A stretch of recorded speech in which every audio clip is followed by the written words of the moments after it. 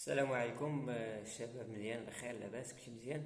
غنحاولوا ندير واحد التحليل بالنسبه للمباراه ديال المنتخب الوطني المغربي غدا ان شاء الله مع المنتخب الفرنسي. في واحد المجله اللي هي معروفه عالميا رشحوا على ان على الورق ان المنتخب الفرنسي يعني غيربح المنتخب المغربي 77%، وثلاثة وسبعة وعشرين في المية رشحوا على أن المنتخب الوطني المغربي هو اللي غيفوز في المباراة. يعني هذا الشيء هذا كيبقى طبيعة الحال على الورق. بالنسبة للمباراة، يعني المباراة أنا كنشوفها على حسب التحليل ديالي أنا، المباراة ديال المنتخب الوطني المغربي مع المنتخب الفرنسي غتكون واحد المباراة اللي هي شيقة ويعني وغير مملة. علاش؟ لان جميع المنتخبات اللي لعبنا معاهم، سواء من ابتداء من المنتخب الكرواتي ومرورا المنتخب الكندي والمنتخب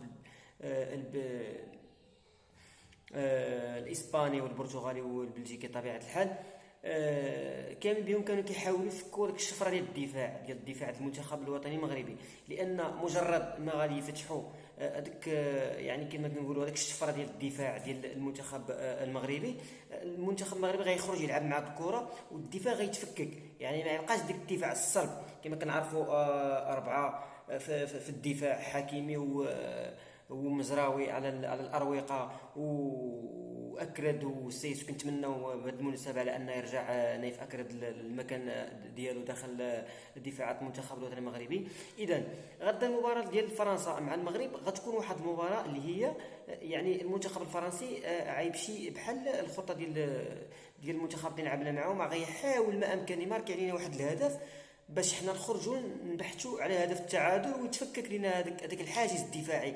معروف علينا على اننا عندنا احسن دفاع في هذه البطوله العالميه في قطر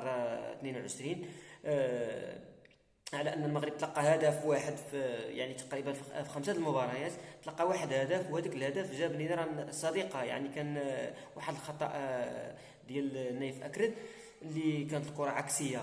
اما بالنسبه للمنتخب المغربي ما كنفكرش وما كان يعني ما كنشوفش على انه غيبدل يعني الخطه الدفاعيه ديالو، لانه نجحات خمسه المباريات ويجي حتى المباراه اللي هي حاسمه ضد المنتخب الفرنسي وتبدل الخطه الدفاعيه ديالك. ما كنظنش.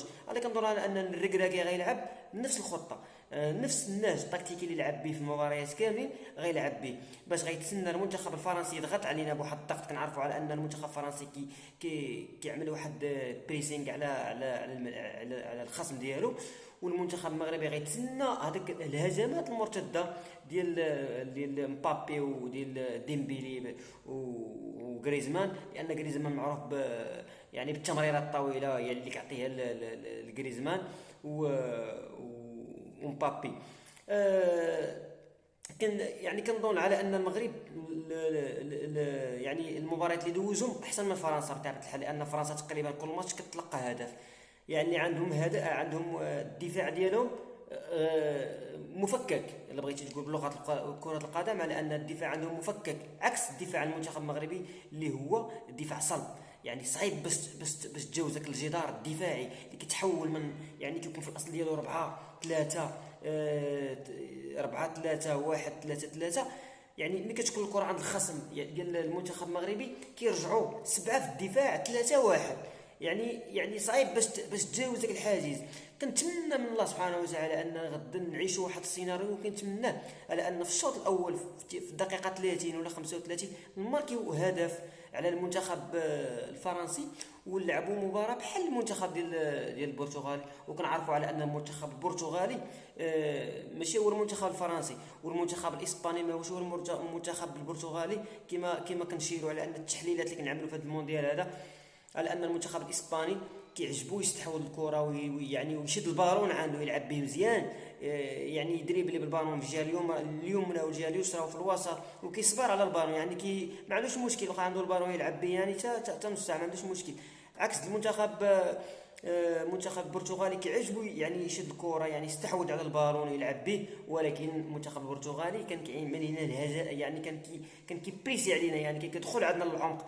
يعني العكس ديال المنتخب الاسباني، كان المنتخب ديال البرتغال كيشد الكره ما كيصبرش، يعني بلغه كره القدم ما كيصبرش، كيبغي يدرب لي واحد جوج ثلاثه، يعني ثلاثيه يدخل بالكره. المنتخب الاسباني كما قلنا في الاول. اما المنتخب الفرنسي انا كنظن في حد، يعني على حسب التحليل ديالي، يعني على حسب الماتشات اللي كنتفرج فيهم، خصوصا على ان انا بالنسبه لي انا تفرجت تقريبا الماتشات كاملين ديال كاس العالم، وكنعمل لهم بعض المرات يعني التحليل، وكنشوف الخطات اللي كيلعبوا بهم.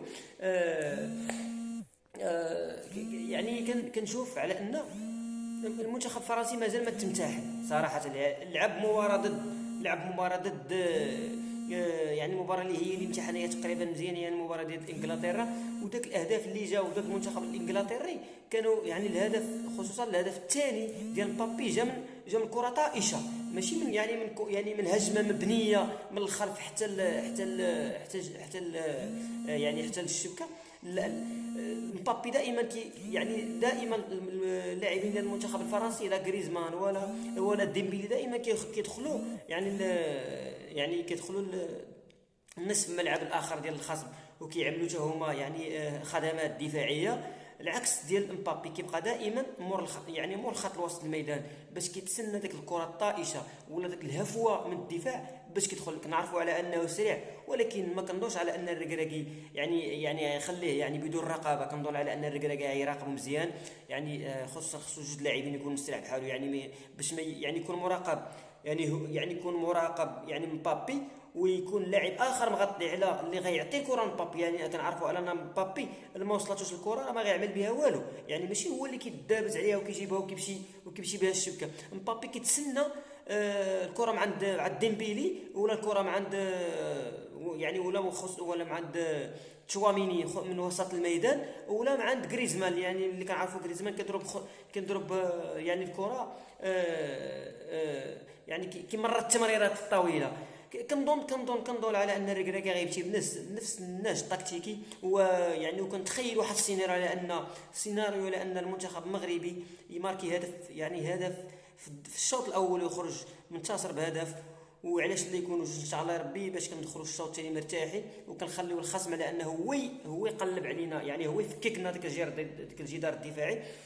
وبالنسبه للفرنسيين ما باغيينش يخرجوا ضربات الجزاء، ما بغاوش يلعبوا معنا، هما يبغيو يستدرجونا باش نفكوا ديك الدفاع او هذاك الجدار الدفاعي اللي معروف دابا في المونديال على ان المغرب احسن الدفاع، باش يماركوا على ديك الهدف، باش ما يخرجوش معنا في بيانتيات، لانهم عارفين عندنا حارس ممتاز ويكون عليهم واحد الضغط، ونساوش الضغط الجمهور اللي معنا الحمد لله يا ربي. وكنتمنى المنتخب التوفيق ان شاء الله غدا ان شاء الله في المباراه ديال النصف النهائي، اللي صراحه انا باقي ما تستوعبناش جميعا كمغاربه، وكنتمنى ندخلوا التاريخ نلعبوا المباراه النهائيه، وحظ موفق لجميع المغاربه، وكنتمنى الله سبحانه وتعالى يوفقنا غدا ان شاء الله.